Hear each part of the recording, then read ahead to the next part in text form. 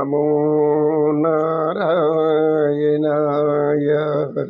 హింస, నువ్వు హింస మాను, నీవు అంటే వెంటనే అక్రూరుడు కూడా బంధిస్తాడు.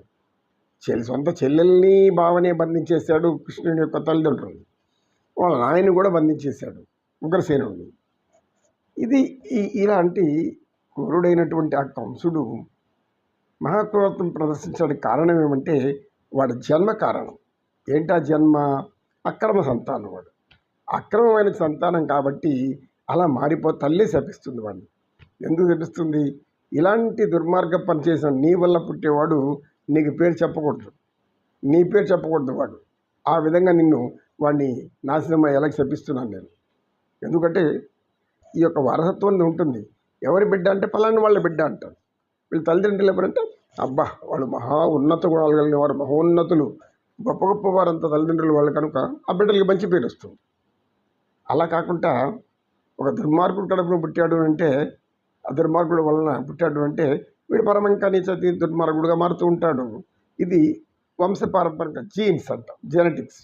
ఈ జెనెటిక్స్లో ఉండే గుణాలు పోగొట్టడం కష్టం. ఎందుకంటే జీన్స్గా వచ్చేస్తుంది. అందుకు రూపలావణ్యాలతో పాటు ఈ బుద్ధులు కూడా వస్తే రావచ్చు. అలానే అంత ఈ సిద్ధాంతం ఏం లేదు. కొంతమంది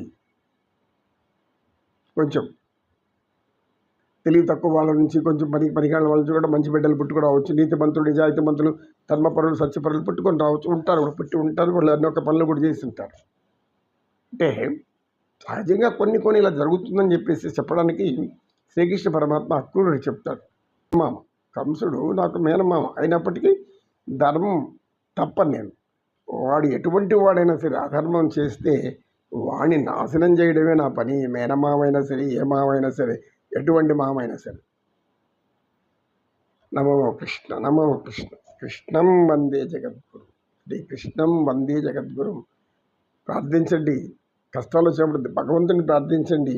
వేలాది ప్రార్థనలు, లక్షలాది మంది ప్రార్థనలు భగవంతుడు వింటాడు. ఎలా చేయాలో అలా చేస్తారు. దుర్మార్గుల్ని మన వల్ల ఎలా కాపాడాలో కాపాడుకుంటాడు. అందుకే యజ్ఞాలు యాగాలు చేస్తారు. ఎందుకు యజ్ఞాలు యాగాలు చేస్తారంటే కరువులు కాటకాలు వచ్చినప్పుడు ప్రజలు నానా అవస్థలు పడుతున్నప్పుడు చేస్తారు. కొన్ని దుర్మార్గం ప్రబలినప్పుడు కూడా చేస్తారు. ఎందుకు? దుర్మార్గుడు భిన్నా పోవాలని. ఇది కూడా సహజంగానే మనకు జరిగేది. కనుక కంసుడు భిన్నా పోవాలి అనేక మంది మధురా నగర ప్రజలు మొదలుకొని చుట్టుపక్కల ఉన్న గ్రామాలన్నీ కూడా వీడు ఆక్రమించుకొని నేను చెప్పింది శాసనం అంటూ ఈయన వాళ్ళని నానా రకాలుగా హింసిస్తూ చంపుతూ వెళ్తుంటే ప్రార్థించు ఏం చేస్తారు?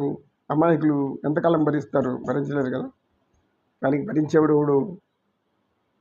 భరించేవాడు, భర్తీ చేసేవాడు, బాధలను తప్పించేవాడు, సమస్యలను తొలగించేవాడు నారాయణుడు.